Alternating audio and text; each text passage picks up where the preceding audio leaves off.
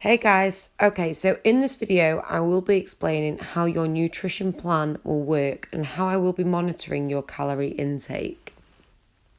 We will be using the MyFitnessPal app that will be acting as your online food diary.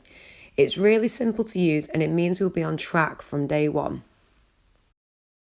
You can download MyFitnessPal from the App Store or Play Store.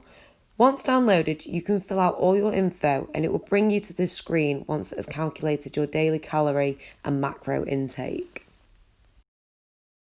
This is your homepage, and this is where we will make a start filling out your food diary. If you press the diary button at the bottom of your screen, it should bring up this page. This is where we'll be adding our food into our diary. For example, I'm going to add my lunch, so I'm going to tap Add Food below the lunch heading, and I'm going to bring up this page. Your page will look a little bit different to mine, just because the foods in this page where it says recent are foods I have eaten recently. To input your own foods, you can either search for a food at the top of the screen, and this will search through a database of over 1 million different foods, including well-known restaurant chains such as Nando's and TGI's. You can even search the exact portion size of your foods, so for example 100 grams of blueberries. So there is no excuse for failing to track foods. Or we can tap on the barcode icon in the top right hand corner and scan the barcodes of the foods you're eating to input them this way. So my best advice to you for tracking is to get your food diary filled in the morning of the day or the night before. It's going to make things a lot easier to stick to when you've already got a plan of action in place around food. So as you can see, I've filled in my food for today. I've got my breakfast, lunch and dinner in, and as you can see, I'm 34 calories over my target. So if I tap on the red 34 calories, it will bring me to this screen. This is where all your data gets stored. On this page, it just shows me what percentages my calories have come from today. So you can see 30% of my calories have come from carbohydrates, 18% have come from fat, and 52% from protein.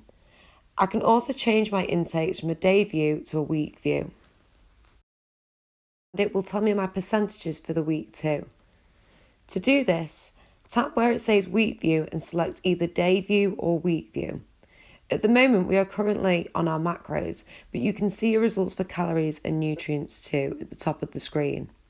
Let's tap on nutrients for example.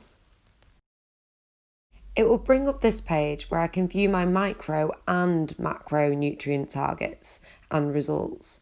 So you can see today my protein target is pretty much being bang on. Carbs I've been over by 84 grams, which I'll review in my diary for tomorrow so I don't carry on going over. And my fat intake for today is pretty much bang on too. You can also track how much sugar and fibre, which are micronutrients, you are intaking too. Let's take a look under calories.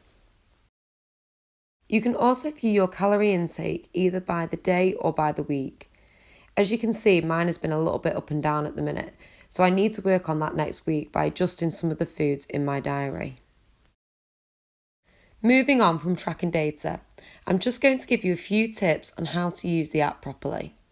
So I'm going to provide you with plenty of recipes for you to put into your food diaries and meal prep ideas. These will be found in your Trainer Eyes app and on the VIP Facebook group page. It's always a great idea to put your recipes into the app, especially if you tend to eat more or less the same things day to day. It's going to save you a lot of time. So if you tap on more, it will bring you to this screen. And about halfway down, you'll notice a button that says My Recipes and Food. If you click on that, it will bring up this screen. Okay, and again, my screen will look a bit different to yours because these are recipes I have already put into MyFitnessPal. So yours will be blank before you start putting in any recipes. To input a recipe, all you need to do is tap the plus button at the top right hand corner on the screen. From here, you can either enter ingredients manually or search items from the web. And then you can input the name of your recipe and how many it serves. Now it's really important you get the serving size right because at the end of creating a recipe, it's going to give you a complete calorie and macro breakdown of each serving. All you need to do is either enter ingredients manually or if a barcode of it is available, scan the barcodes of the foods you're using in the recipe. Once completed, it will bring you to this part of creating a recipe. And as you can see, here it's given me the complete breakdown for one serving of the recipe. From here, you can save your recipe and save and log your recipe to today in your diary. If we go back to your food diary, so if you want to input a recipe, go to the recipe tab in the top right hand corner and you should find all your saved recipes ready to log into your day. Doing this is going to save you so much time. You don't need to be spending ages every day tracking your food.